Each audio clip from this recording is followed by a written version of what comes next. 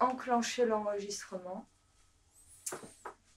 Je vais enclencher la caméra et je vais clapper comme au cinéma. Première. Ma propre fille, qui venait de temps en temps dans mon bureau. Donc elle entendait parler de lac des Îles, etc. Et jusqu'à ses 22 ans, lac des Îles, pour elle, c'était un lac.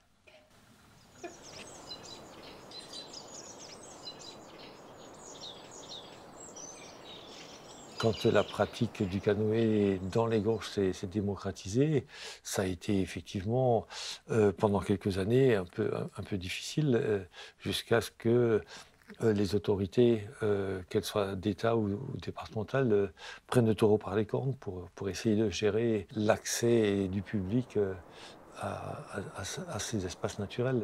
Sans quoi, on s'expose à des excès, soit une surfréquentation, soit à une interdiction d'accès.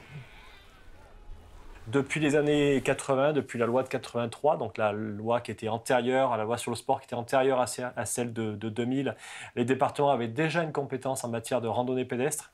Et en 2000, la loi sur le sport a étendu cette compétence à l'ensemble des pratiques sportives de nature. Au vu des problèmes qui pouvaient se poser, multiples, randonneurs, chasse, milieu environnemental au sens large, associatif ou autre, et pratiquants, pêche et canoë. Enfin voilà, il y avait des conflits qui n'étaient pas des conflits indépassables, mais il y avait des questions qui se posaient, et puis il n'y avait pas de lieu pour résoudre ces problèmes. Et on a fait le choix en Ardèche, au détriment de certains sportifs, de mettre le critère environnemental en entrée d'appréciation de la faisabilité et des pratiques dans les espaces naturels.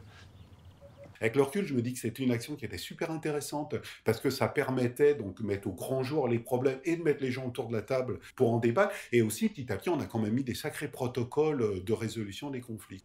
Et les débats étaient riches, étaient vifs, et entre parenthèses, personne ne gardait pour lui des choses qu'il aurait voulu dire. Donc les gens aussi prennent l'habitude de parler en public. Je pense que c'était une manière de se connaître, de s'appréhender, de se respecter entre structures.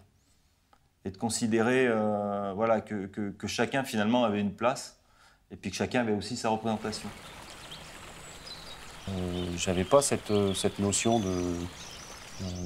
justement d'impact sur le milieu. Et c'est justement là où j'ai appris beaucoup en 2003-2004, le fait d'être au contact des sensibilités environnementales, où j'ai pris conscience. Eh bien, on avait des gens qui avaient des intérêts qui étaient autres que les nôtres en priorité, mais qui étaient sensibles à la question des espaces naturels, puisqu'il devient de plus en plus évident que c'est le problème majeur du monde moderne.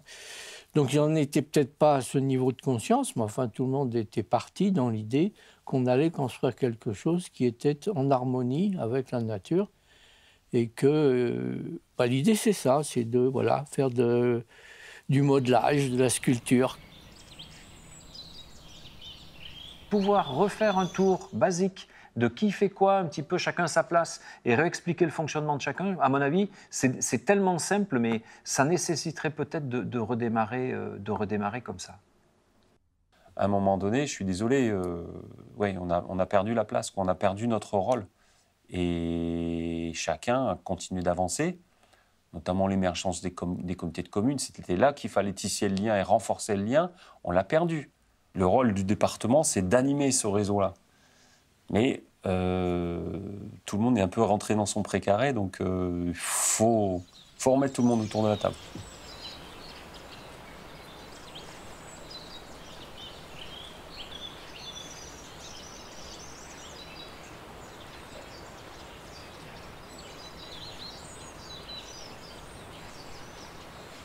Et c'est ça, en fait,